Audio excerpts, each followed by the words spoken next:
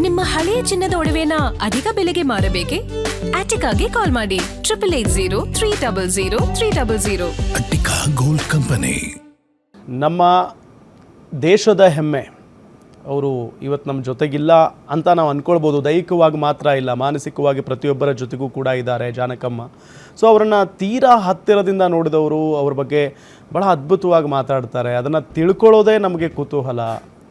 ಜೊತೆಗೆ ನಮ್ಮ ಸ್ಟುಡಿಯೋದಲ್ಲಿ ಈಗ ಒಬ್ಬರು ಅತಿಥಿ ಜಾಯ್ನ್ ಆಗಿದ್ದಾರೆ. ಜಾನಕಮ್ಮ ಅವರ ಜೊತೆಗೆ ಹತ್ತಿರದಿಂದ ಅವರನ್ನು ಬಲ್ಲವರು, ಅವರಿಂದ ಸಾಕಷ್ಟು ಹೊಗಳಿಸ್ಕೊಂಡವರು, ಕಲಾವಿದರು, ಜೊತೆಗೆ ಸಂಗೀತಗಾರರು, ಸಿಂಗರ್ ಆಗಿರುವಂಥ ಅನಿರುದ್ಧ ಶಾಸ್ತ್ರಿ ನನ್ನ ಜೊತೆಗಿದ್ದಾರೆ. ಅನಿರುದ್ಧ, ಕಾರ್ಯಕ್ರಮಕ್ಕೆ ಸ್ವಾಗತ. ನಮಸ್ತೆ. ಈ ಸಂದರ್ಭದಲ್ಲಿ ನೀವು ನಮ್ಮ ಜೊತೆಗಿರೋದು ಖುಷಿ. ಯಾಕೆ ಅಂತ ಅಂದರೆ ಅವರನ್ನು ತೀರಾ ಹತ್ತಿರದಿಂದ ನೋಡಿದವರು ನೀವು, ಅವರಿಂದ ಹೊಗಳಿಸ್ಕೊಂಡವರು. ನಿಮ್ಮ ಬಾಲ್ಯದಲ್ಲಿ ನೀವು ಅವ್ರ ಜೊತೆಗೆ ಒಂದು ಫೋಟೋ ಕೂಡ ನೋಡಿದೆ ನಾನು. ಹೌದು. ಏನು ಹೇಳ್ತೀರಿ ಮೊದಲಿಗೆ ಅವ್ರ ಬಗ್ಗೆ? ಮೊದಲಿಗೆ ಬಹಳ ಒಂದು ದುಃಖ. ಅದು ನಮ್ಮ ರಾಜ್ಯಕ್ಕೆ ಮಾತ್ರ ಅಲ್ಲ, ಇಡೀ ಒಂದು ಭಾರತ ದೇಶಕ್ಕೆ ಇಂಥ ಒಂದು ಮಹಾನ್ ಗಾಯಕರನ್ನು ನಾವು ಕಳ್ಕೊಂಡಿರೋದು ನಮಗೆಲ್ಲರಿಗೂ ಬಹಳ ದುಃಖ. ಆ್ಯಂಡ್ ಎಲ್ಲರೂ ಹೇಳ್ತಾರಲ್ಲ, ಅಂದರೆ ಏನೋ ಕಲಾವಿದರಿಗೆ ಸಾವಿಲ್ಲ ಅಂತ. ಸೊ ಅವರ ಕಲೆಯ ಮೂಲಕ, ಅವರ ಹಾಡುಗಳ ಮೂಲಕ ಎಂದೆಂದಿಗೂ ನಮ್ಮ ಜೊತೆನೇ ಇರ್ತಾರೆ. ಆ್ಯಂಡ್ ಅಷ್ಟು ಸಾವಿರ ಹಾಡುಗಳನ್ನು ಹಾಡಿರುವಂತಹ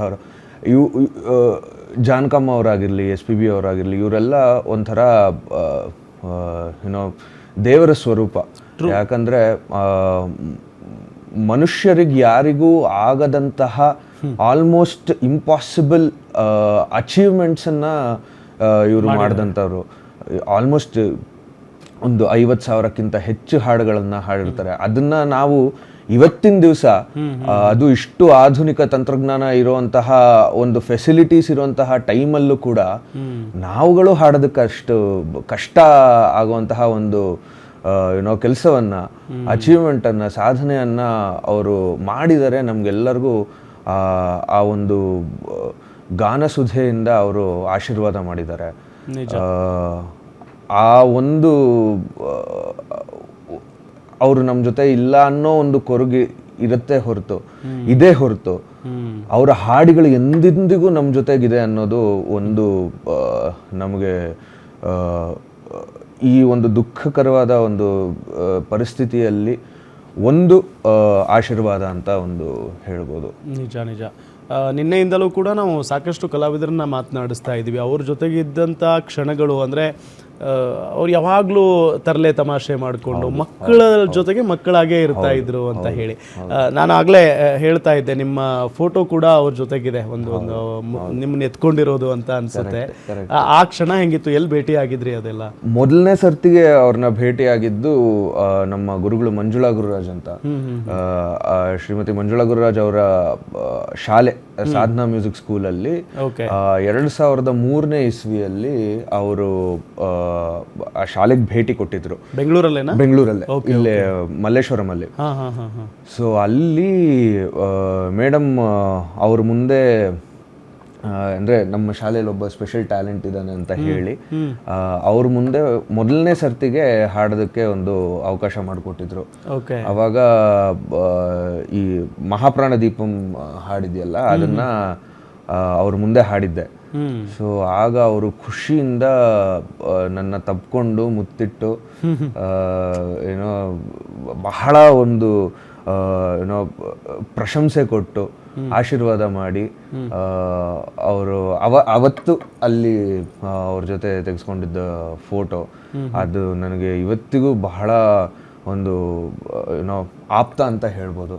ಯಾಕಂದ್ರೆ ಆ ಒಂದು ಅಪ್ಪುಗೆ ಇದೆಯಲ್ಲ, ಆ ಒಂದು ಆಶೀರ್ವಾದ ಇದೆಯಲ್ಲ, ಅದು ನಿಜಕ್ಕೂ ಎಸ್ಪೆಷಲಿ ನಮ್ಮ ಜನ್ರೇಷನ್ಗೆ ಅದು ಬಹಳ ಕೆಲವೊಬ್ಬರಿಗೆ, ಕೆಲವೊಂದು ಕಲಾವಿದರಿಗೆ ಮಾತ್ರ ಸಿಕ್ಕಿರೋದು. ಆ ಸಿಕ್ಕಿರೋ ಪುಣ್ಯದಲ್ಲಿ ನಾನು ಒಬ್ಬ ಭಾಗಿಯಾಗಿದ್ದೀನಿ ಅನ್ನೋದು ನನ್ನ ಅದೃಷ್ಟ. ಎಸ್ ಎಸ್. ಈಗ ಅವ್ರನ್ನ ನೆನೆಸ್ಕೊಳ್ತಾ, ಅವ್ರನ್ನ ಸ್ಮರಿಸ್ಕೊಳ್ತಾ, ಅವ್ರಿಗೋಸ್ಕರ ಯಾವುದಾದ್ರೂ ಒಂದು ಸಾಂಗ್ ಮೊದಲಿಗೆ ಡೆಡಿಕೇಟ್ ಮಾಡ್ತೀರಾ? ನನಗೆ ಬಹಳ ಇಷ್ಟ ಆಗಿರುವಂತಹ ಹಾಡು ಅಂದರೆ ಜೊತೆಯಲ್ಲಿ. ಓಕೆ. ಆ ಒಂದು ಹಾಡು ಅದೊಂಥರ ನಮ್ಮೆಲ್ಲರ ಮನಸ್ಸಲ್ಲಿ ಉಳಿಯೋಕ್ಕೆ ಕಾರಣ ಅಂದರೆ ಒಂದು ಅಫ್ಕೋರ್ಸ್ ಇಳೆಯರಾಜ ಅವರ ಸಂಗೀತ, ಹಾಗೆ ಆ ಸಂಗೀತಕ್ಕೆ ತಕ್ಕಂತಹ ಒಂದು ಧ್ವನಿ SPB ಅವ್ರದ್ದು ಹಾಗೆ ಜಾನಕಮ್ಮ ಅವ್ರದ್ದು. ಹೌದು, ಸೊ ಅವರು ನಮ್ಮ ಜೊತೆಯಲ್ಲೇ ಇರ್ತಾರೆ ಅನ್ನೋದಕ್ಕೆ ಅದೊಂದು ಹಾಡನ್ನ ಹಾಡ್ತೀನಿ. ಜೊತೆಯಲಿ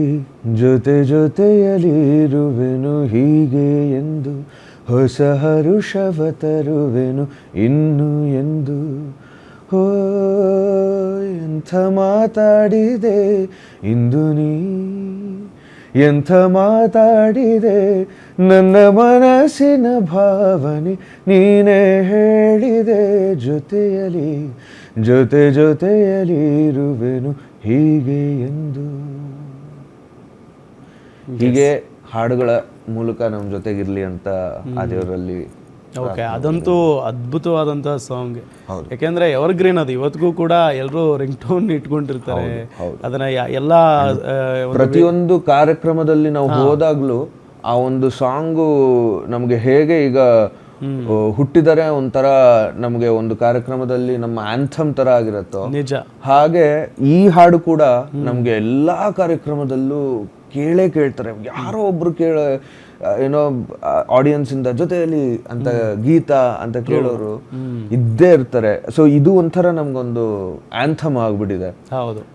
ಅಂಡ್ ಅಷ್ಟು ವರ್ಷಗಳ ಕಾಲ ಅವರು ಹಾಡ್ಕೊಂಡ್ ಬಂದಿರೋದು. ಅಂಡ್ ಅವರು ವಿಧಿವಶರಾಗಕ್ಕಿಂತ ರೀಸೆಂಟ್ ಒಂದು 5-6 ವರ್ಷದ, ಐ ಥಿಂಕ್ 10 years ಬ್ಯಾಕ್ ಏನೋ, ಅವಾಗ ಕೂಡ ಅವರು ಹಾಡಿದ್ದಾರೆ. ಅವರ 75ನೇ 76ನೇ ವಯಸ್ಸಲ್ಲಿ ಅಂದ್ರೆ ಪ್ಲೇ ಬ್ಯಾಕ್ ಸಿಂಗಿಂಗು. ತಮಿಳಿನ VIP ಅನ್ನೋ ಒಂದು ಸಿನಿಮಾಗೆ ಜಾನಕಿ ಅಮ್ಮ ಅವರು ಧ್ವನಿಯನ್ನ ನೀಡಿದ್ದಾರೆ. ಅಂದ್ರೆ ಅವರ ಒಂದು ಆಲ್ಮೋಸ್ಟ್ 50ಕ್ಕೂ ಹೆಚ್ಚು ವರ್ಷಗಳ ಒಂದು ಸಂಗೀತ ಪಯಣ, ಜರ್ನಿ. ಅದು ಒಂಥರ ಏನೋ ನಿಜವಾಗ್ಲೂ ನಮ್ಗೆಲ್ಲ ಸಾಧನೆ ಮಾಡಕ್ ಆಗತ್ತಾ ಅನ್ನೋದೇ ಒಂದು ಯಕ್ಷ ಪ್ರಶ್ನೆ ತರ ಆಗ್ಬಿಟ್ಟಿದೆ. ನನಗಂತೂ ಅಂದ್ರೆ ಅದು ನಿನ್ನೆ ನೋಡ್ತಾ 17 ಭಾಷೆಗಳು, ಜೊತೆಗೆ 48,000ಕ್ಕೂ ಹೆಚ್ಚು ಹಾಡುಗಳು, ಅದೆಲ್ಲ ಒಬ್ಬ ಸಂಗೀತಗಾರನಾಗಿ ಎಷ್ಟು ಕಷ್ಟ ಆಗಬಹುದು. ಇಲ್ಲ, ಒಂದೇನಾಗತ್ತೆ ಅಂದ್ರೆ ನಮಗೆ ಎಸ್ಪೆಷಲಿ ಭಾಷೆ ಇದೆಯಲ್ಲ, ಅದು ಅಂದ್ರೆ ಅದು ಒಲ್ದು ಬರಬೇಕು ಎಲ್ಲರಿಗೂ, ಒಬ್ಬ ಸಂಗೀತಗಾರನಾಗ್ಲಿ ಅಥವಾ ಒಬ್ಬ ಕಲಾವಿದನಿಗೆ ಆಗ್ಲಿ. ಇಲ್ಲ ಅಂದ್ರೆ ಆ ಭಾಷೆ ಸ್ಪಷ್ಟತೆ ಒಂದು, ಇನ್ನೊಂದು ಅದರ ಉಚ್ಚಾರಣೆ, ಇದೆಲ್ಲ ಬಹಳ ಕಷ್ಟ ಆಗತ್ತೆ ನಮ್ಗೆ. ಇವಾಗ ಮೊದಲಿಗೆ ಕೆಲವೊಬ್ರಿಗೆ ಕನ್ನಡ ಉಚ್ಚಾರಣೆನೇ ಸಿಕ್ಕಾಪಟ್ಟೆ ಕಷ್ಟ ಆಗಿರುತ್ತೆ. ಹೌದು.